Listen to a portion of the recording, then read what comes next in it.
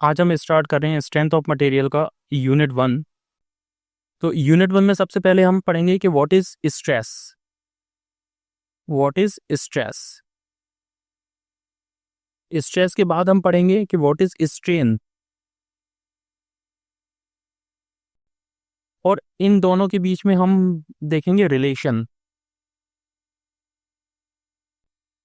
कि स्ट्रेस और स्ट्रेन के बीच में क्या रिलेशन होता है, और इस रिलेशन से हमें जो मिलता है that is a modulus of elasticity, इसे हम कवर करेंगे। ओके, तो सबसे पहले हम पढ़ते हैं स्ट्रेस क्या होती है। स्ट्रेस होता है, सपोज मेरे पास कोई एक स्पेसिमेन है, ये मेरे पास कोई मटेरियल है, इसका स्पेसिमेन है, ठीक है, मटेरियल का। इस स्पेसिमेन पे अगर मैंने फोर्स लगाया, सपोज आउटवर्ड डायरेक्शन में मैं इसे खींच रहा हूँ, तो जब मैं इसे आउटवर्ड डायरेक्शन में खींच रहा हूँ तो ये जो मटेरियल है, सपोज मटेरियल का ये वाला मैंने सेक्शन एरिया लिया, इससे ये जो एरिया है ये इस पे अपोजिट डायरेक्शन में फोर्स लगाएगा।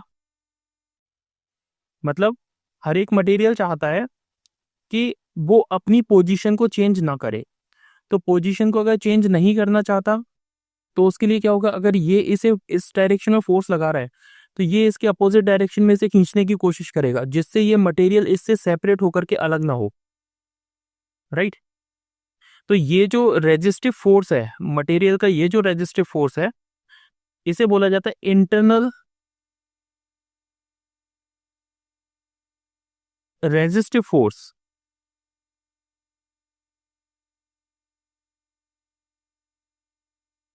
अगर मैं इसका डायग्राम बनाऊं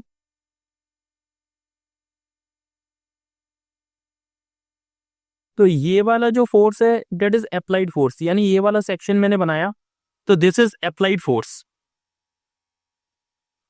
अप्लाइड फोर्स, इस अप्लाइड फोर्स को मैं डिनोट कर रहा हूं कैपिटल पी से, और इसके अपोजिट डायरेक्शन में ये जो रेजिस्टिव फोर्स लग रहा है, ये रेजिस्टिव फोर्स है, इसे बोला जाता है इंटरनल रेजिस्टिव फोर्स।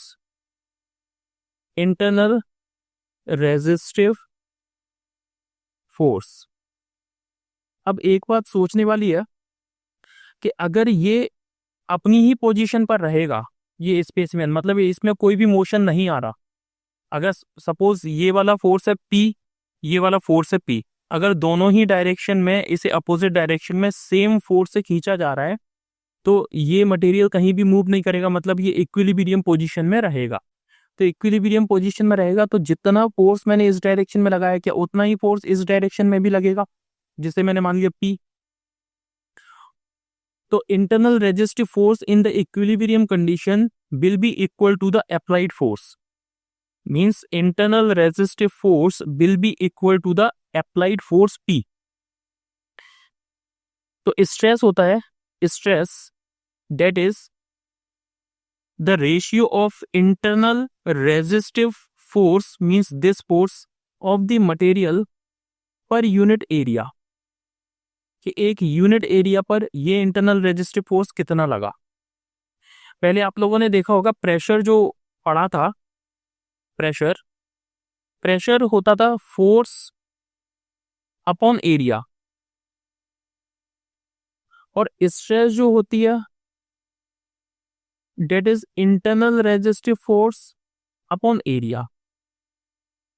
तो ये जो फोर्स होता है that is external force, external force, और ये जो फोर्स होता है that is internal resistive force.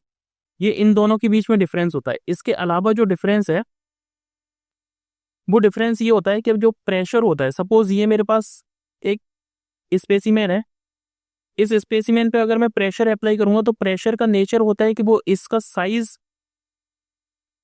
Reduce करे।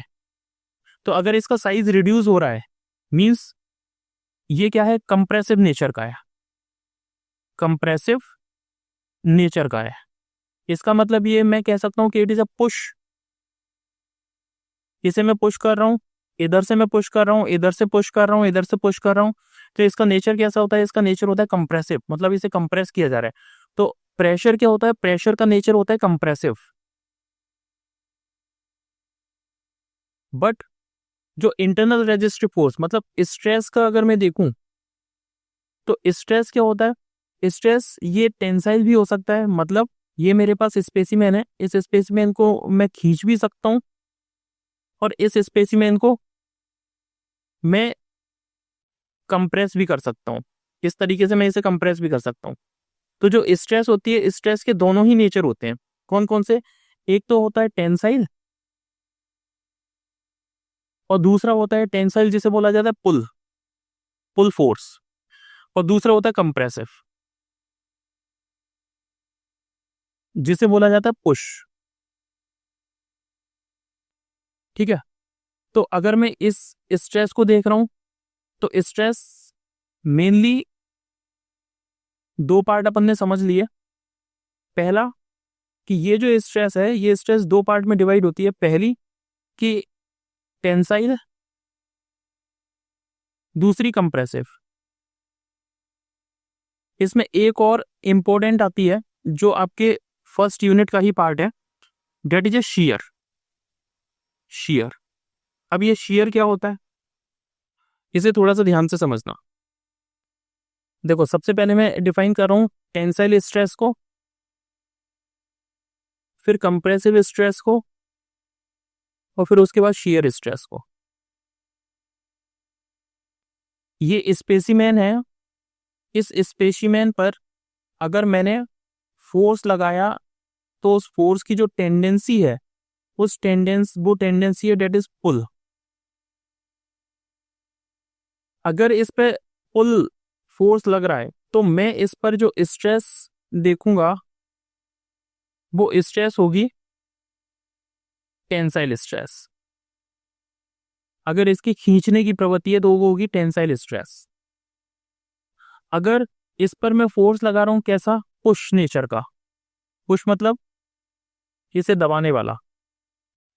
अगर ये पुश नेचर का फोर्स है तो इस फोर्स की वजह से जो स्ट्रेस प्रोड्यूस होगी that is a compressive, compressive stress. Third आती है शियर स्ट्रेस। शियर स्ट्रेस से मतलब ये होता है, शियर स्ट्रेस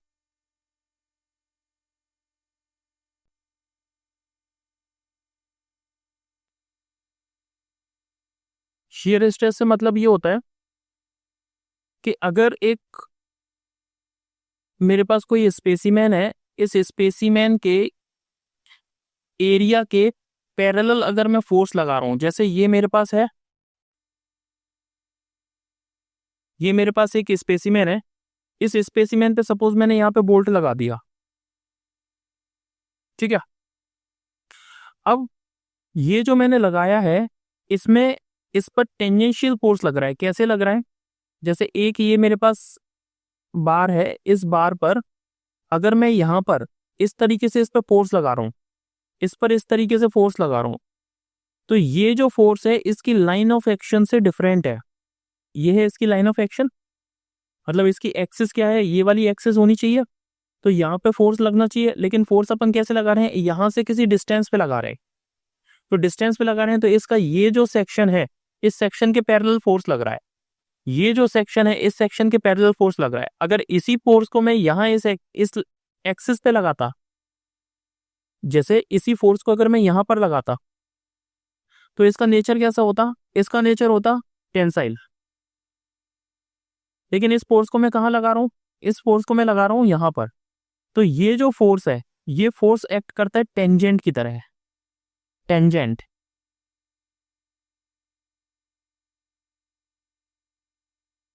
क्लियर, इसीलिए इस फोर्स को अपन बोलते हैं टेंजेंशियल फोर्स,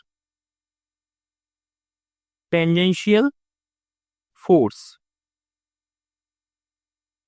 तो सपोज ये मेरे पास एक स्पेसिमेन है, ये मेरे पास एक स्पेसिमेन है, इन्हें दोनों को मैंने क्या किया कि एक बोल्ट से मैंने माउंट कर दिया।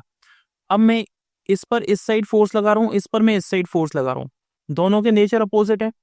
अगर दोनों के नेचर अपोजिट है तो ये क्या करेगा, इसे यहां से कट करने का काम करेगा। मतलब अगर इस स्पेसिमेन को देखा जाए तो ये यहां से कट हो जाएगा, तो कट हो जाएगा, इसका मतलब इस पे कौन सा फोर्स लगाई है, that is a tangential force और पैरेलल टू दी सरफेस। ये जो सरफेस है इस सरफेस के पैरेलल या फिर मैं बोल सकता हूं टेंजेंशियल। तो अगर if internal resistive force, internal resistive force having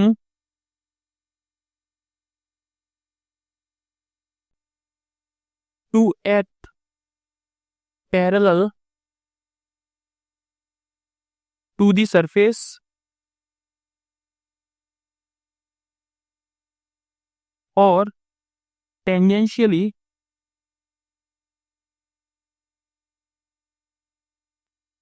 to the surface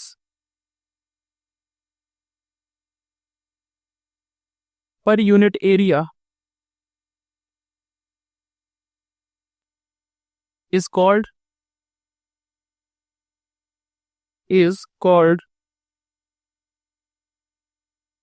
shear stress।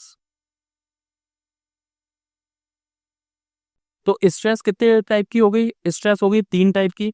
पहली जिसे बोला जाता है टेंजेंशियल स्ट्रेस या फिर tensile stress, tensile stress first. Second जो स्ट्रेस होती है उसे बोला जाता है कंप्रेसिव स्ट्रेस। थर्ड जो स्ट्रेस अपन ने सीखी that is a shear stress. अब अपन पढ़ते हैं स्ट्रेन क्या होती है।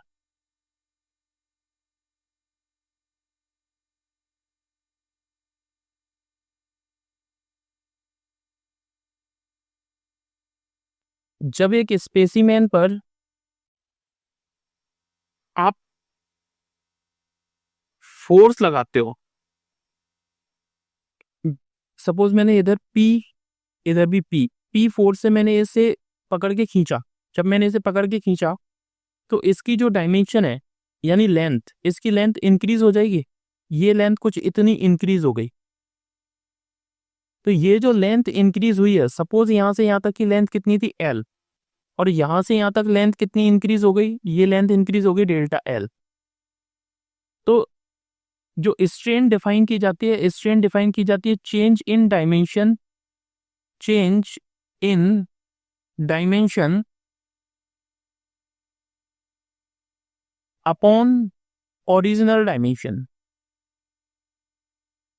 Original dimension.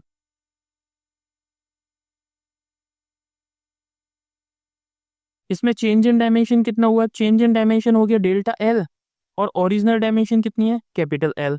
तो मैं इसे लिखूंगा स्ट्रेन, स्ट्रेन को डिनोट करते हैं इस साइन से, एप्सिलॉन से। स्ट्रेन इज इक्वल्स टू, मैं लिखूंगा इसे change in length upon original length. Clear, that is strain. अब स्ट्रेस और स्ट्रेन के बीच में जो रिलेशन दिया था,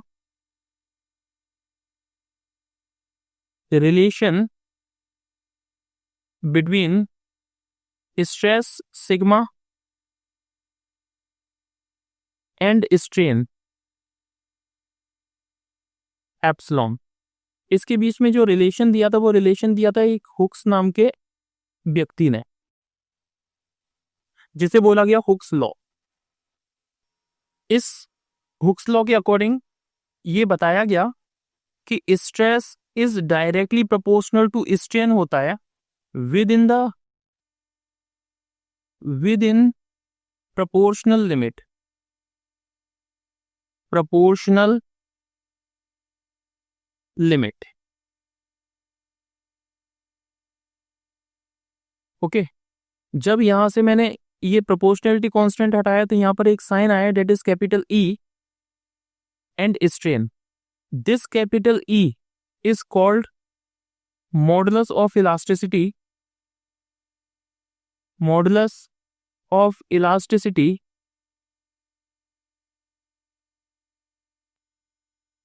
और यंग्स मॉडुलस, यंग्स मॉडुलस।